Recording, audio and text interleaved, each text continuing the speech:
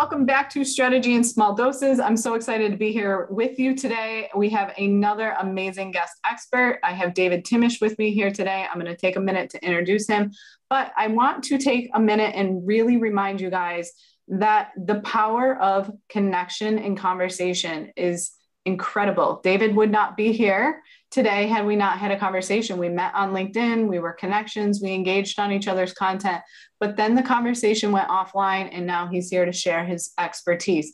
There's power in taking the conversation offline. All right. So let me take a quick minute to introduce David, then I'm going to pass the mic and let him share a little bit more about himself. And then we're going to dive right in because this is going to be an incredible conversation. I'm so excited to share it with you. So with over 8 years of agency experience as a copywriter, David transitioned to starting his own business last summer during the pandemic. The pandemic has made such amazing transitions for so many people. But from there, he found a passion for helping individuals to not just be given fish, but teach them how to fish. That is not to say doing the work for them to help them build their brand, but then teach them how to understand and build their own brands. After discovering an audience of other Christians like himself, he transitioned his business to working with other believers to help empower them to grow their business. David, thank you so much for being here. Please tell us a little bit more about you and who you are, what you do. Yeah, that was a great introduction. I love that so much. So like I said, it's just been such a crazy year, such a crazy journey, like you said, for a lot of people out there trying to start their own businesses, trying to make those shifts. So that was a journey for me as well. And I think that's always what I encourage everybody who I connect with on LinkedIn to think about is this idea that you don't have to just show up and have it all figured out right away. You just need to get out there because done beats perfect. And so putting yourself out there, putting your face out there, and then learning along the way is perfectly okay. In fact, that's what people love to see is the journey and the progression.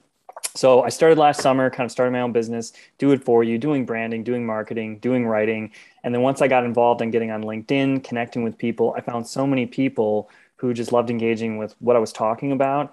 But they wanted more individual coaching. They wanted somebody to kind of help them to build their own brands, whether it be most of them solopreneurs, just kind of running their own business by themselves. And so I kind of transitioned what I was doing in order to create a program to help them to do that called the Brand Maker.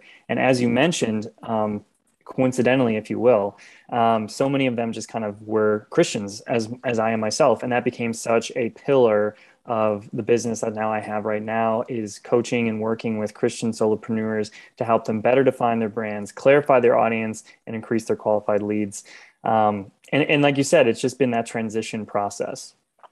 Yeah, absolutely. So I know we're going to touch on it. I want to make sure because it's a really important topic for all of our listeners here today to talk about your transition. And I know I remember seeing the post on LinkedIn about that. So we'll talk a little bit further about that transition in your own brand, but let's dive a little bit into quick action here. And if you could give a tip to all of our listeners, like what is your number one tip when it comes to business or professional growth? Yeah, I think the biggest tip is also kind of one of the hardest. It seems simple, and sometimes simple doesn't always mean easy. And I think it's that authenticity to fully be yourself. And what I always tell clients is if you're not afraid to push send on a post, then you may not be saying something worth listening to. And I know that might sound a little bit harsh, but I think that shows the reality that when you're putting yourself out there authentically, there is going to be your people that are going to connect with what you're saying. And I know I've heard you say this as well, is that idea that people feel the way you feel. And the reason you're scared to post it is because they're not talking about it, because everyone is scared to talk about that thing. So if you're willing to step up and be courageous and step into the person that you're meant to be, the person that you are, and putting it out there in the world, people are going to be drawn into connecting with that. But just because I can say that simply does not make it easy, because that's why people don't do it. It's because when you're actually truly vulnerable about things that are difficult and hard to talk about, that's not easy to put out into the world. Yeah. So if you don't mind, let's talk about that. So for those of you listening, when I met with David, this is probably back in the spring of this year, We talked all about branding and how he worked with solopreneurs and through his program and coaching and different things. And he really never ever talked about it, I don't think at all during our conversation, mentioning that you work with Christian entrepreneurs. And I remember seeing the post. I don't know exactly when you put it out there, but I remember seeing the post of you really sharing that was something that was really important to you. And it was something that was so important to you in your life that you really felt like you were, but you were afraid to put it out there on, in as part of your business, but that you made that transition. And I'd love for you to just share a little bit with everybody, like what was kind of the driving force behind that, or what really allowed you to push beyond that fear, beyond that, and put yourself in that vulnerable place to say, no, this is important to me. And this is what I want to do as part of my brand, because right, you're a brand, you talk about being branding, personal branding, and teaching other people to do that. So how did you make that shift? Yeah, I mean, I think that's what I talked about with a journey, and people are going to be on with you on that journey. You were with me on that journey, right? Mm-hmm. You were watching it happen and watching that transition. So you don't have to have it. So like I said, you don't have to have it all figured out and have it perfect before you get out there, because you can kind of figure out that journey along the way. But for me, I think just with like anything that's a part of your identity, that's a part of who you are, I kind of came in afraid because of, and I've had another post about this. It's true of anything that people make assumptions about who you are, what you believe, what you think, based on one thing about you. And that's true across the board. There's so many traits and things. There's, that's why stereotypes exist. There's just things that people are going to place on you. If you say, I'm this thing, this is some vulnerable thing about me, people are gonna be like, oh, I make all these assumptions about who you are. And so similarly, I was afraid to kind of talk about my faith because, when people say, hey, I'm a Christian, that comes with a lot of baggage because people have had different experiences in their lives, some good, some really not good. And so when you put that out there, you're going to have some visceral responses from people who are going to have strong opinions about you. And so, of course, like with most things, you're just a little timid to put yourself out there and to talk about that element of things. And when you talk about a professional setting, I think a lot of people feel this way, is you try to stay as neutral as possible because you don't want to offend anybody. And so even for me, it's a classic element that everyone needs somebody to show them like a mirror of themselves. You can't do it yourself because there's a reality that even I, who am going out there helping people to dig into who they are, put their brand out into the world, when it came to myself, I needed to find other people to support me too, other coaches, other people to speak into my life to encourage me to say, David, this is a big part of who you are. This is a big part of your identity. You need to put that out in the world. And so I actually took off some time, a few weeks off of like really talking about my business publicly, just so I could kind of reevaluate and rebrand and say, yeah, I'm going to rebrand myself and realize that this is going to be a part of the identity of my business. So that's another encouragement to the people who are listening too, is to not be afraid to take those shifts and to move those steps. Because I think sometimes you think, wow, I've been doing this thing, and if I shift to that, then people are going to think they don't know what they're doing and they just seem lost. But for the most part, people are not tracking you that closely that they're even going to notice. Exactly. And even if they do, they're not going to be like, oh, look at this clown over here shifting things up. They're going to be like, oh, cool, I wonder what they're doing now. And if they're those kind of fans in your life, and the people that want to be a part of your circle, they're going to be supportive of you and they're not going to tear you down. Right. And, I think this is a great point when it comes to personal branding. And I know that you and I have talked a lot about this, and I share a lot about this in the content, is that we are not here to serve everybody. Right. And it's okay to put your most authentic self out there, because the reality is that we can't serve everybody. There's just no, it's not even physically possible. So putting those identifiers on yourself, whether you call it, you know what I mean? And it really just makes it so that you're speaking to the right people, right? It does not mean that I may not put in my profile that, I am a Christian or whatnot, but it doesn't mean that I can't work with you, right? But I also now know that if I work with you, that is something that is going to be a part of your brand. It's a part of your programs. It's a part of who you are. It's a part of what you teach. And I now can make that decision very easily as to whether or not I'm okay with that or I'm not. And if I'm not, it doesn't mean that I'm a bad person. And it doesn't mean that Right. you're not a good coach or a Right. branding strategist. It means that we're not a good fit together. And so being able to show up in that authentic self really allows you to attract those right fit clients. And so what do you think was the hardest part about doing that? Like what was the scariest part about it, do you think, for yourself? Yeah. Or if somebody else is listening thinking there's something inside of them. I know a lot of people, it either comes down to faith or spirituality. I know there's a lot of people that believe in the woo-woo world that are afraid to talk about it because they don't want to be seen as like weird or something like that. So if there's somebody listening, which I know there is, that feels like there's a piece of them that they are keeping secret or maybe buried because of their perceived business model, what would you tell them to do? What action can they take? Yeah. So the biggest thing, like I think I mentioned, just that you tell clients is if you're talking to everybody, then you're talking to nobody. And I think even big box brands are starting to recognize that more and more, where they're stepping out to take stands on social issues, and they're taking stands on sometimes politics, and they're representing, this is what we stand for. You can relate to us because of who we are and what we're standing for.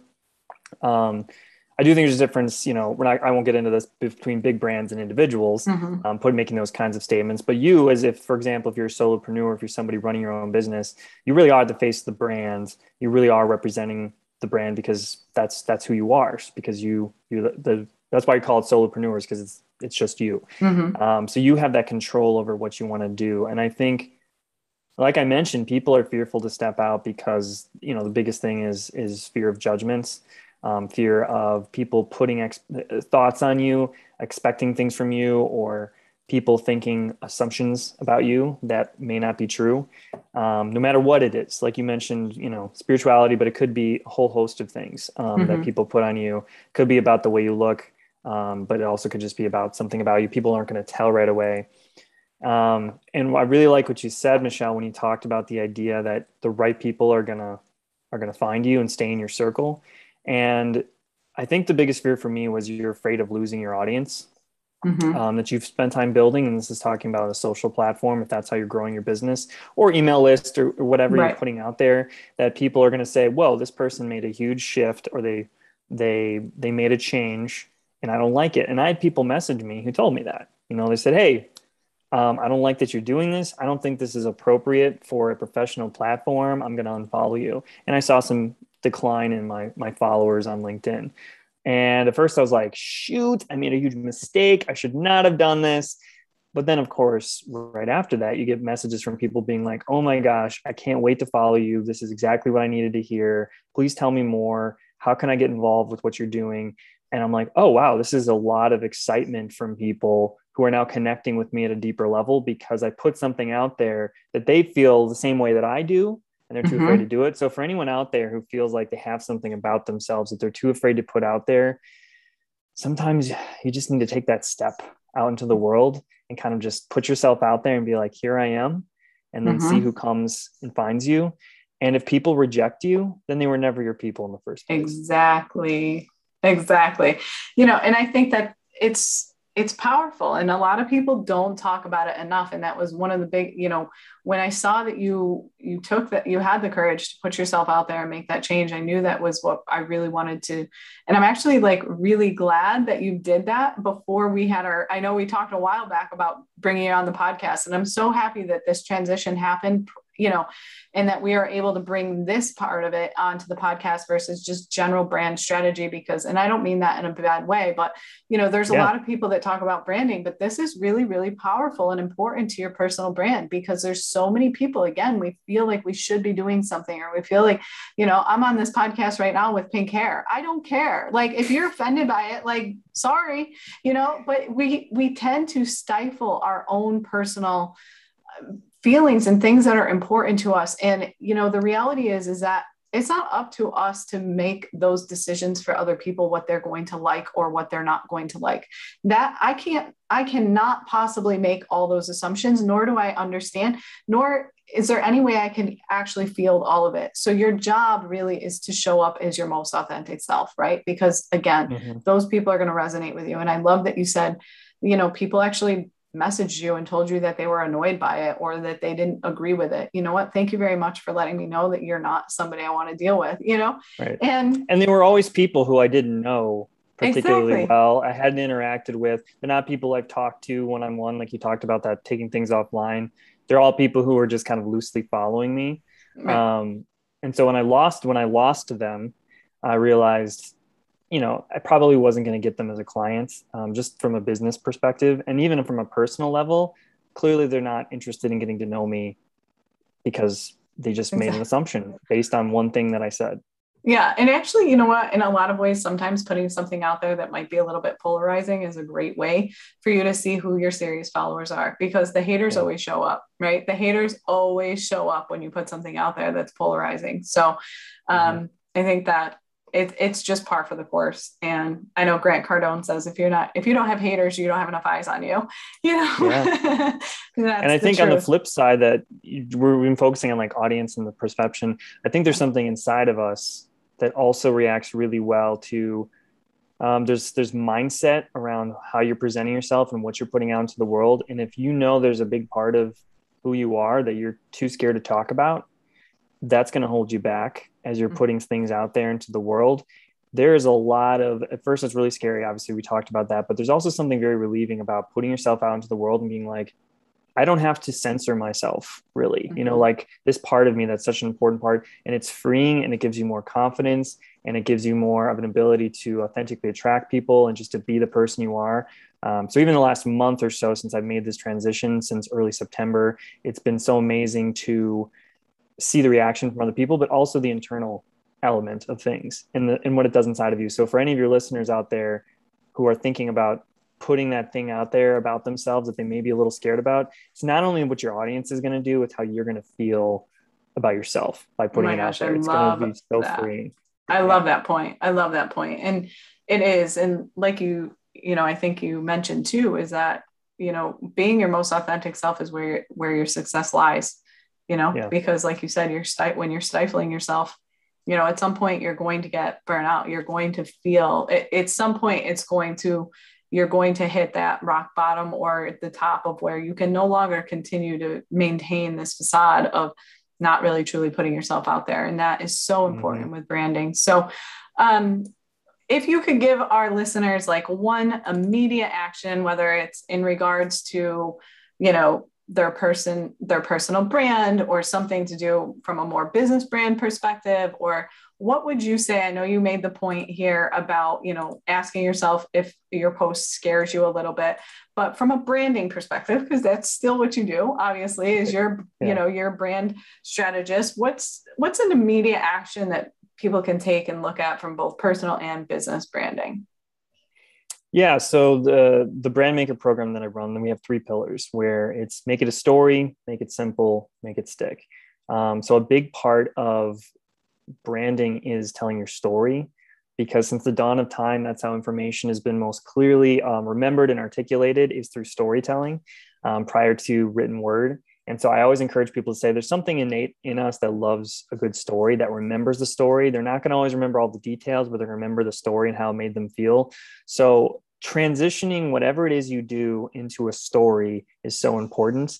And again, it's one of those things where I can simply say it, but that doesn't mean it's easy to do. If it was easy to do, everyone would do it.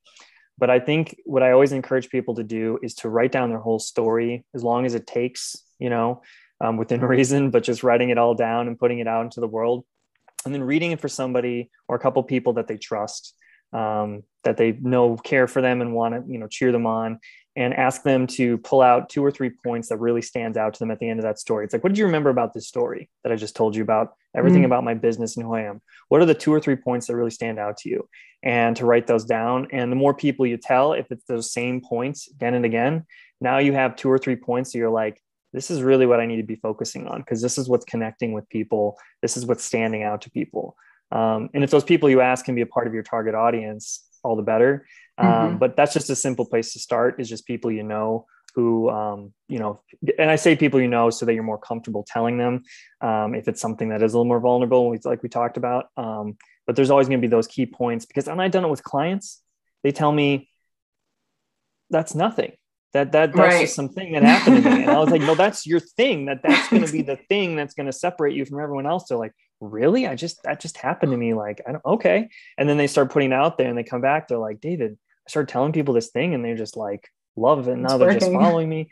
And it's like I said, you just can't look at yourself accurately in a mirror. You need someone else from the outside to help you. Michelle, I think that's what you do really well as well with your clients. And I think that's something that everyone needs, is an outside perspective. Yeah, absolutely. I mean, it's so funny because I was just actually on like a power hour session with somebody prior to this, and I was looking through and I said something. She was telling me her story and I was like, why? I've never ever seen that in your content. Why have we never seen that? And she's like, well, I don't know. Isn't it just, usually the key pieces to your story are the ones that you think are like the smallest piece. And I think that's such an incredible tip. So I'm just going to reiterate that, like, find somebody and ask them, like, tell the story and ask them to pick out the points, right? Because we're all too close to our own stories. We get in our own heads. We've said it a million times and we feel like, oh my gosh, well, yeah, we've already said that and people have heard it. But I love that tip, David. That's amazing. Like, I love that tip to be able to just say, like, tell me the points that stuck out to you, and being able to do this over and over. I would bet, and I'm sure you see this all the time in your program, that the key points are very, very similar all the time that people pull out. Mm-hmm. Yeah, that's awesome. And it's always the things that they feel are the least important. Absolutely. Absolutely. Something that usually they feel like is just like, well, everyone deals with that, right? It's like, but not the way you just described it, or no, they don't. Like, that's not normal, but that's pretty cool that happened to you. Yeah.